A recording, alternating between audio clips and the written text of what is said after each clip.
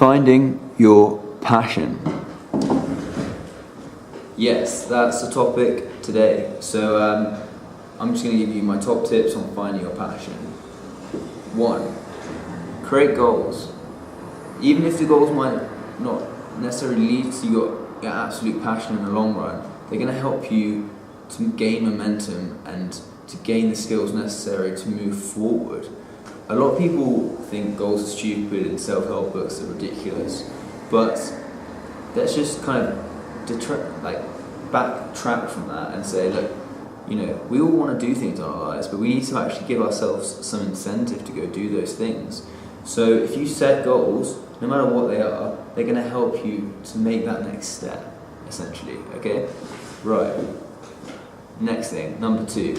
So, create a kind of vision board or life plan, right? Now this might be really daunting, but they're all things that we know we really truly want, and we have to kind of we can't do everything at once, and so we have to think, what's the number 1 priority that we want to be doing, what are things that are nice to have, and then you can section these off, and it's kind of great to have these into different categories because you've got, personal relationships, work, exercise, mind and body, essentially, keeping fit and healthy.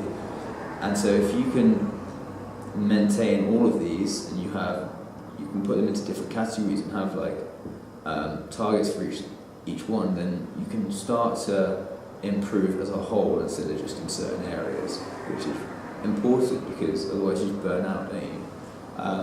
Now the other thing for finding your passion, number 3, is try shit, just go out there and do random stuff. I haven't tried this yet, but I really want to.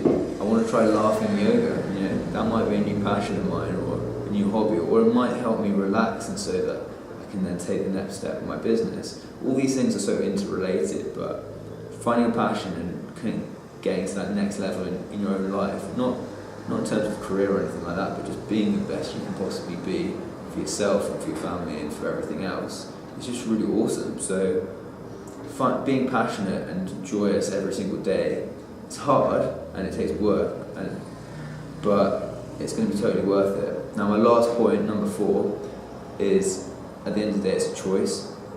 Tony Robbins talks about state quite a lot, and it's this whole chicken and egg situation, but he says, you can tell just by looking at someone who's depressed and who's not because of their body language. A depressed person sort of hunched over, sad face, even their tone is like, oh yeah, cool, moany, Whereas a happy person's like, yeah, woo, let's do this, and they're open, they're up.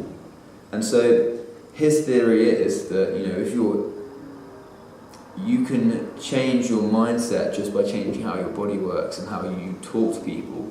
And so if you can get in a state where you're open and energetic, of course you're going to feel happier. So this just reiterates the point that if you can control your mind, you can control a lot of things. And so if you really want to find your passion, you need to be in that positive, really energetic state so that you can enjoy every moment and you're in an open mind, in an open frame.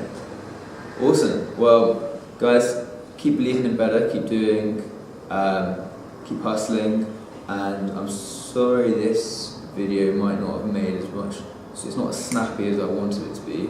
I need to work on that, but keep living the best life possible, and we'll speak soon. Bye.